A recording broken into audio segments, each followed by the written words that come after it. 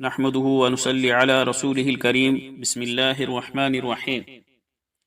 صرف 5 منٹ کا مدرسہ قرآن و حدیث کی روشنی میں 8 رجب المرجب۔ نمبر 1، اسلامی تاریخ۔ حضرت عثمان رضی اللہ عنہ کے کارنامے اور شہادت۔ حضرت عثمان رضی اللہ عنہ نے اپنی خلافت کے دوران بہت سے کارہائے نمایاں انجام دیے، جس میں پوری امت کو ایک نسخہ قرآن پر جمع کرنا، مسجد نبوی اور جنت البقیع کے حصوں کو وسیع اور کشادہ کرنا اور اسلامی ممالک کی حدوں کو بڑھانا ان کے اہم کارنامے ہیں۔ وہ اسلام اور مسلمانوں کی خدمات انجام دینے میں منہمک ہی تھے کہ منافقوں نے سازش کر کے مسلمانوں کو اندرونی اور بیرونی فتنوں میں مبتلا کر دیا۔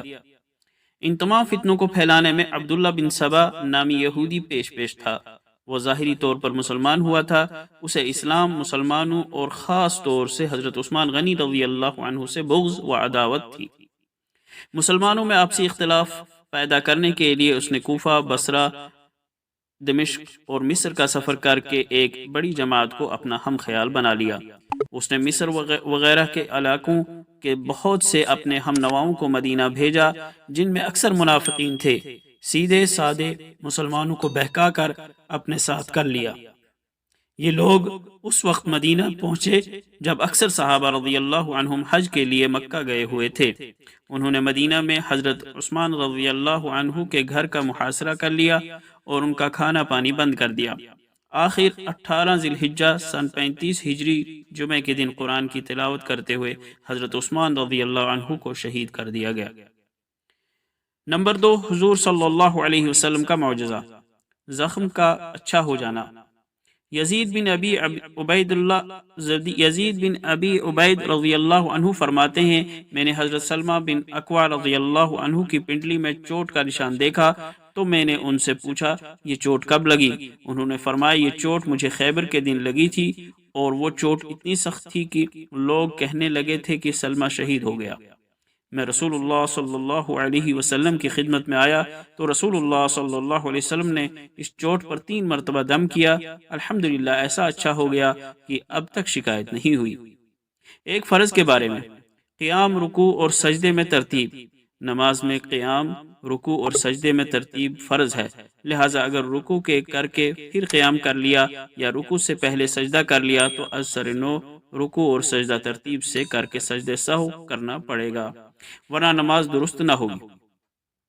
ایک سنت کے بارے میں، لقمہ گر جائے تو اٹھا کر کھا لینا۔ حضرت جابر رضی اللہ عنہ سے روایت ہے کہ رسول اللہ صلی اللہ علیہ وسلم نے فرمایا، جب تم میں سے کسی کا لقمہ گر جائے تو اسے اٹھا کر گندگی صاف کر کے کھا لے، اور اس لقمے کو شیطان کے لیے نہ چھوڑے۔ نمبر 5، ایک اہم عمل کی فضیلت، سوتے وقت سورہ کافرون پڑھنا۔ رسول اللہ صلی اللہ علیہ وسلم نے فرمایا، تم رات میں سوتے وقت سورہ قل یا ایھا الکافرون پڑھ لیا کرو، کیونکہ اس میں شرک سے برات ہے۔ نمبر 6، ایک گناہ کے بارے میں، راہ خدا سے ہٹ کر زندگی گزارنا۔ قرآن میں اللہ تعالیٰ فرماتا ہے، جو لوگ اپنی خواہشات کی پیروی کر کے اللہ تعالیٰ کے راستے سے بھٹکتے ہیں، ان کے لیے سخت دردناک عذاب ہے، اس لیے کہ وہ حساب کے دن کو بھولے ہوئے ہیں۔ نمبر 7، دنیا کے بارے میں، اپنے سے اعلیٰ لوگوں کو مت دیکھو۔ رسول اللہ صلی اللہ علیہ وسلم نے فرمایا، وہ شخص جس کا حال یہ ہو کہ وہ دین کے بارے میں تو ہمیشہ اپنے سے ادنا درجے کے لوگوں کو دیکھے، اور دنیا کے بارے میں اپنے سے اوپر کے لوگوں پر نظر رکھ کرے، اور جو دنیاوی نعمتیں اس کو نہیں ملی ہیں ان کے نہ ملنے پر افسوس اور رنج کرے، تو اللہ تعالیٰ کے ہاں وہ صابر و شاکر نہیں لکھا جائے گا۔ نمبر 8، آخرت کے بارے میں، دوزخ کے ہونٹ۔ حضرت ابو سعید رضی اللہ عنہ سے روایت ہے کہ رسول اللہ صلی اللہ علیہ وسلم نے وَهُمْ فِيهَا كَالِحُونَ کی تفسیر میں فرمایا، دوزخ کی آگ چہروں کو ایسا بھون دے گی کہ دوزخی کا اوپر کا ہونٹ اوپر کو چڑھ جائے گا، یہاں تک کہ سر کے درمیان تک جا پہنچے گا، اور اس کا نیچے کا ہونٹ لٹک جائے گا، یہاں تک کہ وہ دوزخی کی ناف تک پہنچ جائے گا۔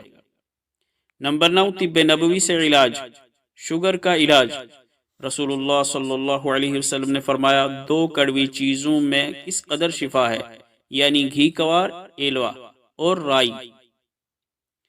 فائدہ، گھی کوار کے استعمال کرنے سے شوگر کے مریض کو راحت ہوتی ہے۔